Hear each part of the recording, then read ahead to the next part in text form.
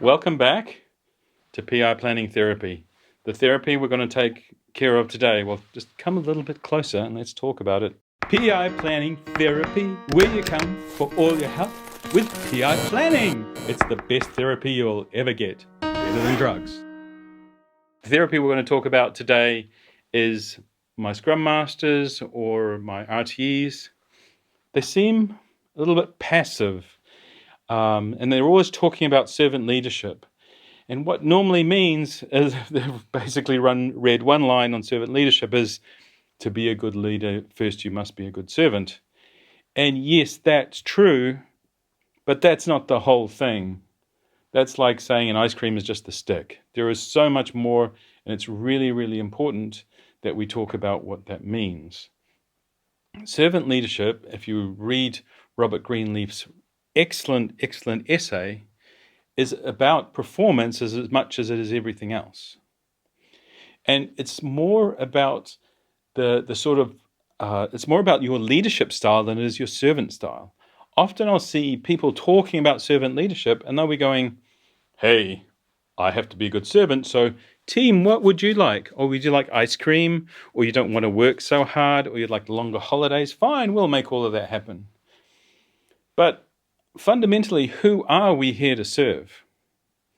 We're all here to serve the customer. So as a servant leader, your job is to enable, encourage, and really help the team strive towards serving the customer. Serving the customer in terms of helping that customer achieve its goals and its objectives. And that's not so easy.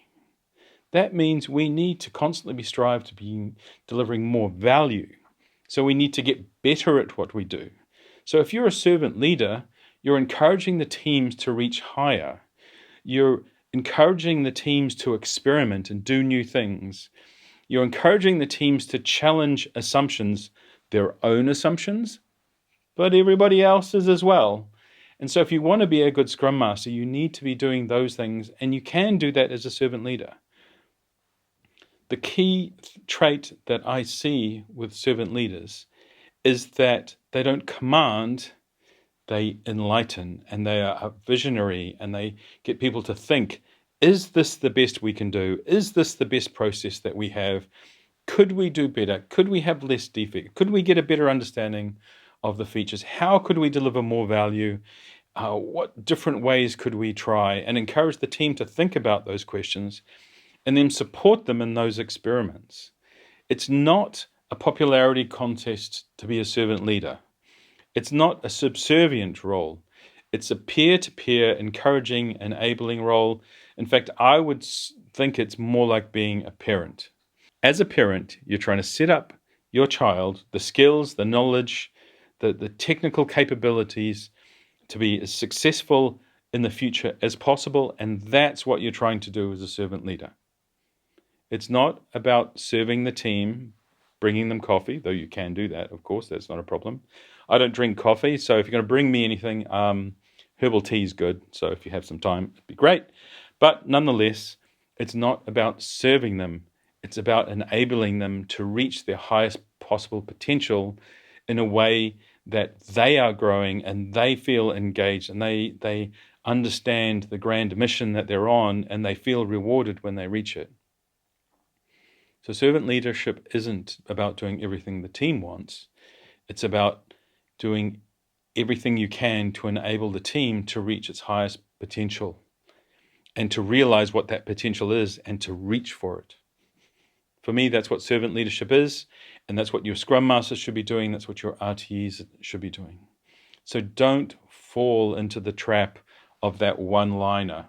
In fact, I can't even remember if it's actually in the essay of to be a good leader, you have to first be a good servant.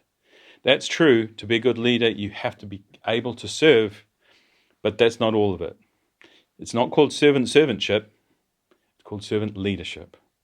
And so challenge your Scrum Masters, challenge your RTEs, challenge the leaders in your organization to encourage and enable and really bring energy to reaching higher, trying to go faster, further, better, to be all they can be. I mean, I'm not a big military guy, but the Marines got that one right. Let's encourage everybody to be everything they can be. So the product can be everything that it can be. So our customers can be everything that they can be. And the people they serve, again, can be everything they can be. So if you want to be a servant leader, that's what you're looking at. Thank you for coming close and joining me on the couch for PI planning therapy. I won't wait for the tea. I think it'll probably take a little while to get here. I'll just make my own. I can maybe serve myself. But thank you for joining me in this therapy session. I've really enjoyed sitting here with you, talking about servant leadership, talking about really what leadership is if you're going to work in that way. And I really think it's a big part of agile leadership is servant leadership and a growth mindset. So thank you for your time. We'll see you next week on PI Planning Therapy, and have a lovely week. Make it a lovely week. It's your choice. You're in control. Bye for now.